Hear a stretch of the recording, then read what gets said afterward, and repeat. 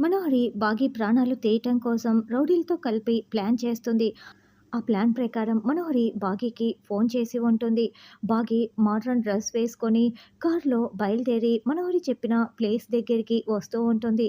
అయితే అలా కారులో వచ్చేటప్పుడు మంచుకొండల అందాలని, దృశ్యాలను చూస్తూ బాగి చాలా చాలా సంతోషపడుతూ, వాటిని ఆనందిస్తూ వస్తూ ఉంటుంది. అలా మనోహరి చెప్పిన ప్లేస్‌కి బాగి చాలా టిప్ టాప్‌గా కూలింగ్ గ్లాసెస్ పెట్టుకొని, మోడ్రన్ డ్రెస్‌లో అదిరిపోయే లుక్‌లో అక్కడ ఎంట్రీ ఇచ్చేసి కారు దిగుతూ ఉంటుంది. మనోహరి, రౌడీలు ఇదంతా దూరం నుంచి గమనిస్తూ ఉంటారు. బాగి కారు దిగి అలా వస్తూ ఉంటే అదుగో అదుగో తను వచ్చేసింది. అది ప్రాణాలతో ఉండకూడదు.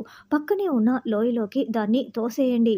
నేను కారులో వెళ్ళి కూర్చొని, మీరు దాన్ని చంపుతున్నది మొత్తం కూడా చూస్తూ ఉంటాను. జాగ్రత్త అని చెప్పి మనోహరి పరుగులు పెడుతూ కారు దగ్గరికి వెళ్ళి కారులో కూర్చొని చూస్తూ ఉంటుంది.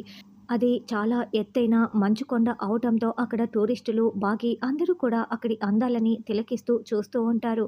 బాగి అయితే ఫోన్ చేసి పిలవటం కారణంగా ఎక్కడ వాళ్ళు, నాకు ఫోన్ చేసిన వాళ్ళు అని చుట్టూ చూసుకుంటూ ఉంటుంది. అప్పుడే మనోహరి పెట్టిన ఆ ఇద్దరు రౌడీలు కూడా బాగి వెనుక వైపుకు వచ్చి నిలబడి ఉంటారు. బాగి మంచుకొండ చివరి అంచుల దగ్గర నిలబడి మొత్తం చూసుకుంటూ ఉంటుంది. అయితే అప్పుడే వాతావరణం బాగోలేని కారణంగా మంచు తుఫాను మొదలైపోయి ఉంటుంది. దూరం నుంచి మంచు తుఫాను వస్తూ ఉంటే వీళ్ళు బాగి వెనకాలే ఉండి తోయటానికి చేతులు రెడీగా పెట్టి ఉంటారు. మరి వీళ్ళు బాగిని తోసేస్తే బాగి మంచు కొండల్లో తూరుకుపోయి ఆ తుఫాన్‌లో కూరుకుపోతుందా? అమర్ వచ్చి కాపాడాల్సిందేనా? లేకుంటే బాగి ఇప్పుడు వాళ్ళ నుండి తప్పించుకుంటుందా? అన్నది రానున్న ఎపిసోడ్‌లో తెలుసుకుందాం.